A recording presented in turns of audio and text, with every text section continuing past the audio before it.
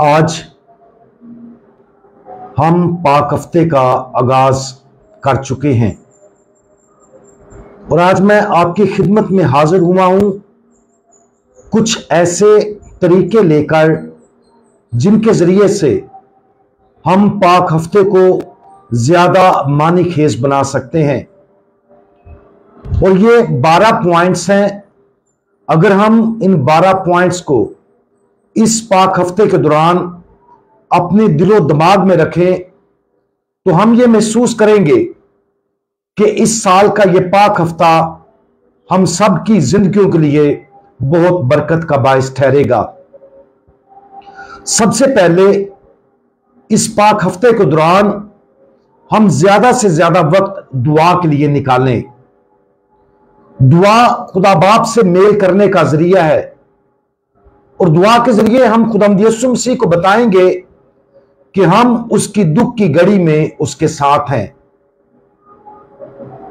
वैसे तो रोजों के दौरान हमें गोश्त खाने से परहेज करना चाहिए, लेकिन अगर हम रोजों के दौरान ऐसा नहीं कर सके तो हम अपने साथ ये अहद करें कि इस पाक हफ्ते के दौरान हम गोश्त नहीं खाएंगे।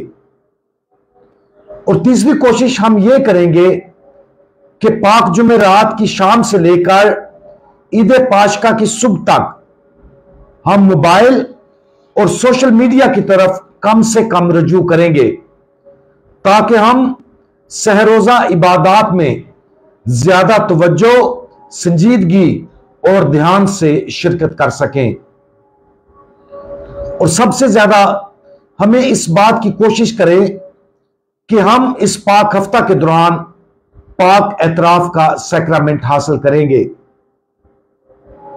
फिर रोजाना अपने खानदान के साथ मिलकर या इनफरादी तौर पर कम से कम 10 मिनट रोजाना खुदावंद यीशु मसीह के दुखों का जो तज़किरा है उसको पढ़ने की कोशिश करें।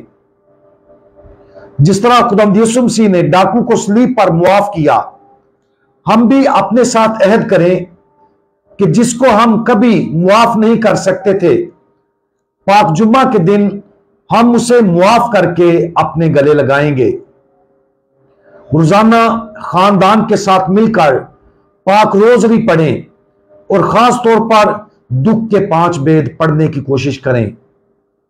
पाक हफ्ता की सहरोजा इबादत जो पाक जुमेरात से शुरू होंगी, उन सब इबादत में शामिल होने का वादा करें। जब हम चर्च जाएं तो अपने खानदान, दोस्तों और पड़ोसियों को साथ लेकर जाएं। खास तौर पर उनको साथ लेकर जाने की कोशिश करें जो खुदा और कलीसिया से दूर जा चुके हैं। अपनी तमाम तर परेशानियों और दुखों को खुदावंद यीशु मसीह के हुजूर पेश करें और अपने दुखों और परेशानियों का मुआजना खुदावंद यीशु मसीह के दुखों के साथ करने की कोशिश करें। रज़ाकराना तौर पर पाक हफ्ता के दौरान मुनाद साहबान के साथ मिलकर पैरिश में काम करें ताकि इबादत के तमाम तर इंतजामी अमूर अच्छी तरह से सर अंजाम दिए जा सके। इस पाक हफ्ता के दौरान खुदावंद मुझे और आपको ये सब कुछ करने की हिम्मत और ताकत अता फरमाए। आमीन।